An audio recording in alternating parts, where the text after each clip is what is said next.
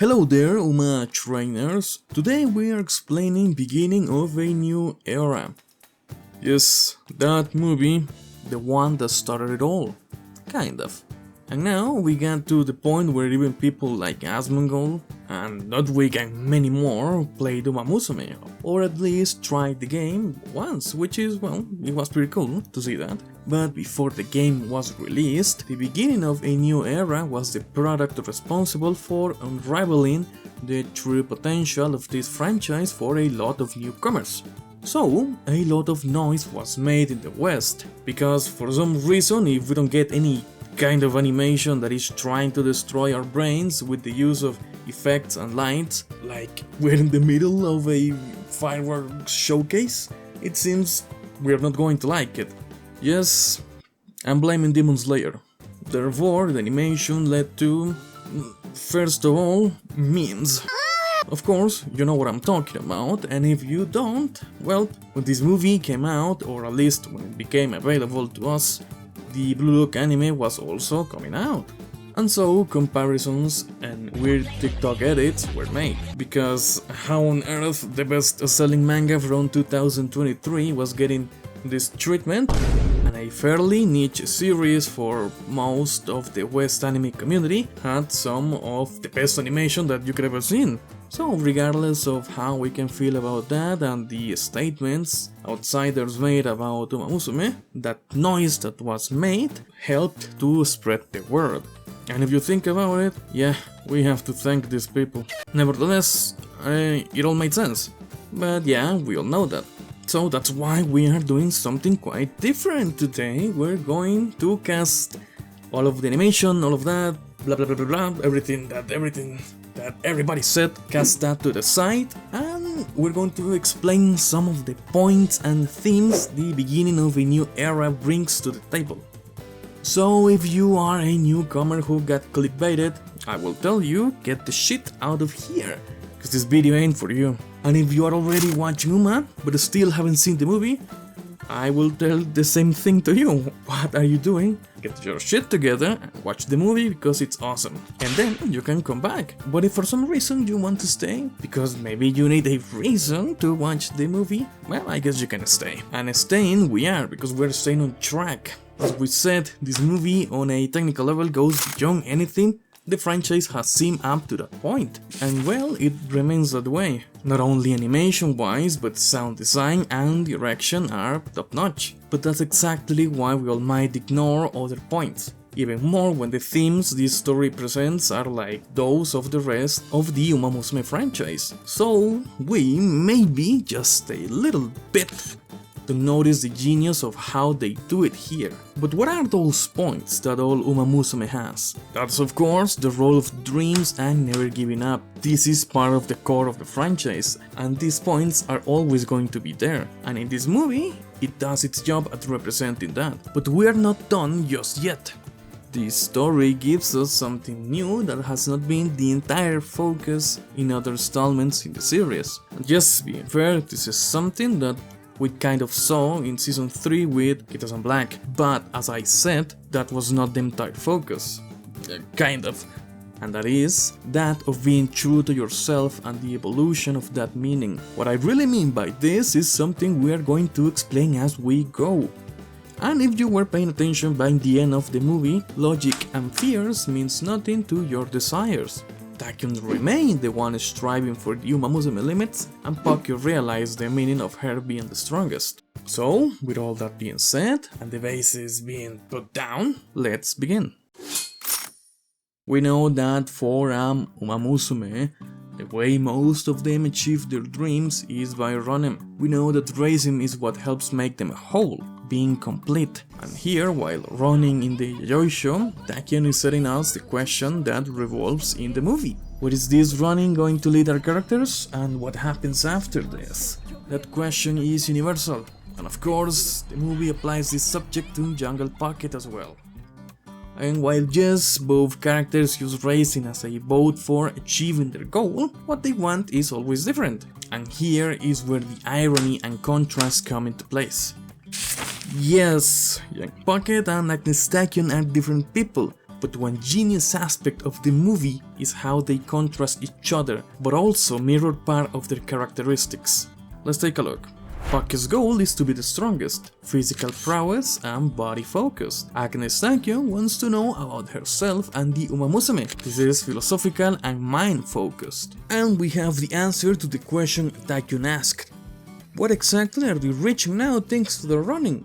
Well, to me, the running leads them to fears and circumstances ironic to each character. Jungle Pocket's goal is something way more simplistic, straightforward and, you could say childish. Tachyon's goal is something metaphysical to her species. And I know you could say that her goal has a physical aspect as well, but the focus and core of her beliefs are anthropological and philosophical of the Umamusume, which can be linked to a person's mind. So when Jungle Pocket, whose goal is all about physical strength, faces her biggest challenge, it has nothing to do with her body at all. Instead, fear, doubts and regrets overcome her will. The problem comes from her mind, and that's the opposite of her core, making the simplistic and straightforward character one that is being brought down by the complexity of her own mind. All of this because of Agnes Tachyon, a mind-focused character. And of course, on the other hand, and I hope it's clear by now, we can see the same ironic pattern with Tachyon. So, Agnes Tachyon, a character with an extremely complex goal for an Umamusume, aiming for answers beyond the standard and meaning of her species, she is a mind-driven character, yet she, as well, hits a limit, a major one. But this one was outside of her mind. The problem she encounters in the movie is the opposite to what you would consider the core of the character, which is again her mind. She doesn't have doubts over herself, it's her body. Her fragile body cannot keep up with the demands of the path she's chosen, bringing down the character shrouded by logic and thoughts to just being trapped by the simplicity of an injury. All of this because of Jungle Pocket, a body and physical focused character. I hope you can notice the irony in all of this, because I think it's freaking genius and awesome and beautiful and sad. And it also started at the same race in the Japanese derby. Tachyon realizes someone else is going to see the limits of the Umamusume, and then we found out how Poke was seeing Tachyon ahead of her in this race. As established before, the themes carry on from previous Umamusume installments, but the big difference here is the way it is portrayed, as we just saw. I see it as a coin-style narrative. Two ideas clinging on each side of the coin, contrasting each other, but ultimately from the same point and concept, which is that coin. And if you think of that as the symptoms, we can gather the consequences within each character, once again happening in opposite of their dreams and characteristics. These consequences manifest differently. For Jungle, they're internal. For Tachyon, they're external. Let me explain. As we established, Pocket's problems are inside, in her mind. So, of course, on a meta level, the outcomes of this need to be signified and are shown as a mental decay. This is why she loses focus and starts getting lost, which is represented through the character leaving behind this shining sphere that symbolizes her dream. There is this little line of dialogue delivered by one of the members of the team, and if you can pay attention to Jungle's response, this implies she hasn't been training like usual, reaffirming that exact point. So in general, she seems suppressed and disconnected from reality. A fact that we can see when she gets surprised by Fuji. Tachyon's narrative is, as we also talked about, curated towards the outside world, being cultivated by her injury. This is expressed to us via body language when Cafe goes to visit her partner racing. And this scene is done right after Jungle's internal struggle about not being the strongest. So the juxtaposition is incredibly obvious here, showing us both sides back to back. We see Agnes Tachyon typing on her keyboard while half watching a race. We get a close-up shot of her face and eye, demonstrating her hyper-focus. Then the camera changes to her legs, which now are moving fast, pretty fast, in desperation as an indicator of anxiousness. But the most obvious sign, and something that people can easily miss, is the amount of trash in her room, clearly telling us that something is wrong. So, Poke, who chases a physical goal, ends up struggling internally with her own mind, and the consequences of that are shown also inside. internal conflict and with mental problems to the point of hallucination. Taekyun, somewhat with a metaphysical goal, struggles with her body, and the results of that are shown in the outside. Her body is in constant movement, even while sitting down on a chair. Her room is also full of trash. And that's the ironic contrast for each character. But we are not done here, because there is one more player that we need to comment on. Both of our protagonists symbolize the struggles and limits of the mind and the limits of one's body.